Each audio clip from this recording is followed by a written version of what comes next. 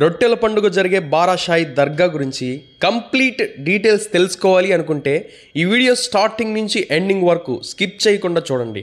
ఇప్పటి వరకు మన ఛానల్ ఎవరైనా సబ్స్క్రైబ్ చేసుకోకపోతే వెంటనే సబ్స్క్రైబ్ చేసుకోండి. రొట్టెల పండుగ అంటే ఏంటి?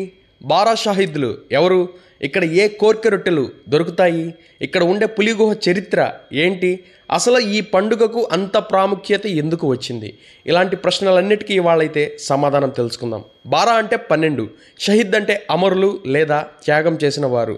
1751 శుక్రవారం జూన్ 14వ తారీఖున నెల్లూరు జిల్లా కొడవలూరు మండలం గండవరం గ్రామంలో ఇస్లాం మత ప్రచారం కోసం సౌదీ నుంచి మక్కా నుంచి 12 మంది తర్క్మన్లు అని పిలువబడే వీరు అక్కడికి వచ్చినప్పుడు ముస్లిమేతరులతో జరిగిన ఒక భయంకరమైన యుద్ధంలో వారి తలలు తెగిపడిన వారి మొండెంతో ఉన్న ఆ శరీరాలను వారి గుర్రాలు అక్కడి నుంచి నెల్లూరు స్వర్ణాల చెరువు దగ్గరకు తీసుకువచ్చి పడేశాయట. ఆ సమయంలో కర్ణాటకలో హైదర్ అలీ పరిపాలన, నెల్లూరులో ఆర్కాట్ నవాబుల పరిపాలన ఉండేది. ఆర్కాట్ నవాబు భార్య తీవ్రమైన అనారోగ్యంతో బాధపడుతూ ఉండేది. ఓ రోజు పొద్దుపోయి బట్టలు ఉతకడానికి వచ్చిన రజిక దంపతులు ఆ రాత్రికి స్వర్ణాల చెరువు దగ్గరే సేద తీరుతారు. ఆ రోజు రాత్రి కలలో ఇక్కడ ఉన్న మట్టి తీసుకుని వెళ్ళి అనారోగ్యంతో బాధపడుతున్న ఆర్కాట్ నవాబు భార్యకు ఇవ్వమని చెప్పడంతో వెంటనే ఆ పని చేయగా నవాబు గారి భార్యకు ఆ సమస్య తీరిపోయిందట. దాంతో ఆశ్చర్యపోయిన నవాబు వెంటనే స్వర్ణాల చెరువు దగ్గరకు వచ్చి ప్రార్థనలు చేసి రొట్టెలు పంచారట.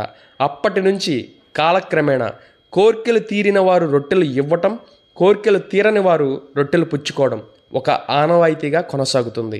స్వర్ణాల చెరువు దగ్గర ఉన్న బోర్డ్స్ చూస్తే వ్యాపార రొట్టె, విదేశీయానం రొట్టె, విద్యా రొట్టె, ఉద్యోగం రొట్టె, సౌభాగ్యం రొట్టె, సంతానం రొట్టె, వివాహ రొట్టె, ఇల్లు రొట్టె, అంతేకాకుండా బిజినెస్ రొట్టె, ధన రొట్టె, అలాగ వారి వారి అవసరాలను బట్టి మొక్కుకొని వారి మొక్కు తీరాక మళ్ళీ వచ్చే సంవత్సరం రొట్టెల పండుగ జరుగుతున్నప్పుడు ఆ రొట్టెను విడిచిపెడతారు.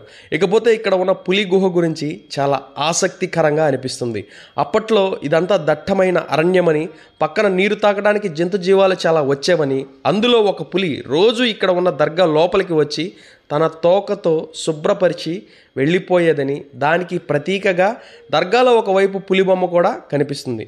ఇంతకీ పండక్కి ఇంత ప్రాముఖ్యత ఎందుకు వచ్చింది అనేది చూస్తే గత కొన్ని సంవత్సరాలుగా ఎవరైతే కోర్కెలు తీరిన వారున్నారో వాళ్ళు వచ్చి రొట్టెలు విడవటం, ఆ విషయం 10 మందికి చెప్పటం, అలా విన్నవారు మళ్ళీ వారి కోర్కెలు ఎవరైనా తీరితే రావటం, అలా చాప కింద నీరులా మెల్లగా జనాలందరికీ తెలిసి తీరని కోరికలతో బాధపడుతున్న చాలామంది కర్ణాటక, కేరళ, తమిళనాడు, మహారాష్ట్ర ఇలా పక్క రాష్ట్రాల నుంచి రావటమే కాకుండా విదేశాల నుంచి కూడా చాలామంది రావటం మొదలుపెట్టారు. ఇలా ఇప్పటికీ కుల మతాలతో భేదం లేకుండా, ప్రాంతాలతో భేదం లేకుండా ప్రతి ఒక్కరూ రావటం మొదలుపెట్టారు.